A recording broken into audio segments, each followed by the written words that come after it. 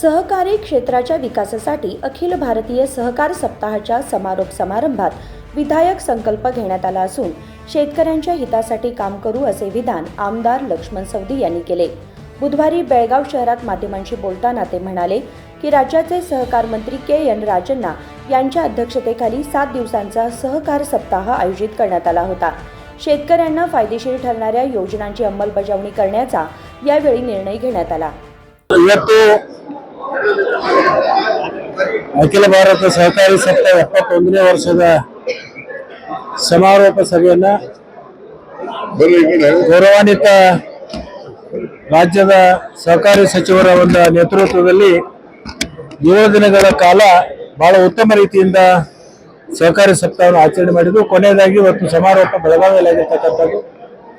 7 ದಿನಗಳ ಕಾಲ ಅವರ ಅಧ್ಯಕ್ಷತೆಯಲ್ಲಿ ಸಾಕಷ್ಟು ಆಗು ಹೋಗುಗಳ ಬಗ್ಗೆ ಚರ್ಚೆ, ಸಹಕಾರಿ ಕ್ಷೇತ್ರವನ್ನು ಬೆಳೆಸಲಿಕ್ಕೆ, ಉಳಿಸಲಿಕ್ಕೆ ಮತ್ತು ಗಟ್ಟಿಗೊಳಿಸಲಿಕ್ಕೆ ಏನೇನು ಮುಂದಿನ ದಿನಮಾನದಲ್ಲಿ ಕಾರ್ಯಕ್ರಮಗಳನ್ನು ಹಾಕೋಬೇಕು ಅಂತಕ್ಕಂಥ ಒಂದು ಉತ್ತಮವಾಗಿರ್ತಕ್ಕಂಥ ಚರ್ಚೆ 7 ದಿನದಲ್ಲಿ ಆಗಿದೆ।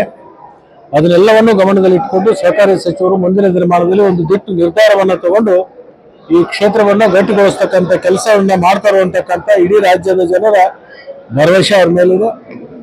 ಸಹಕಾರಿ ಕ್ಷೇತ್ರ ಬೆಳಿಬೇಕು, ಉಳಿಬೇಕು ಮತ್ತು ಸಹಕಾರಿ ಕ್ಷೇತ್ರದಿಂದ ಜನರಿಗೆ ಒಂದು ಹಿತವನ್ನ ಕಾಪಾಡುವಂತ ಕೆಲಸ ಆಗಲಿ ಅಂತ ಹೇಳಿ ನಾವೆಲ್ಲರೂ ಕೂಡ ಇವತ್ತು ಶುಭವನ್ನು ಕೋರ್ತೀವಿ।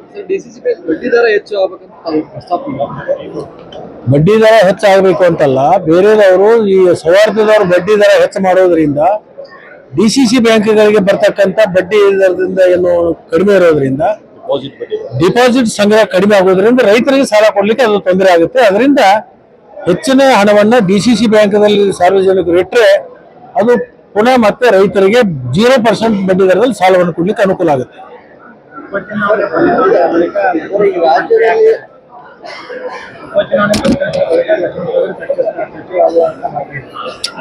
ಇವತ್ತು ಬೇಡ, ಇವತ್ತು ಸರ್ಕಾರಿ ಚಳವಳಿ ಬಗ್ಗೆ ಇವತ್ತು ಪಕ್ಷಾತೀತವಾಗಿ ಜಾತ್ಯತೀತವಾಗಿ ಚರ್ಚೆ ಆಗಿದೆ, ಯಾವುದೇ ಪೊಲಿಟಿಕಲ್ ಸ್ಟೇಟ್ಮೆಂಟ್ ಮಾಡಲ್ಲ। ओके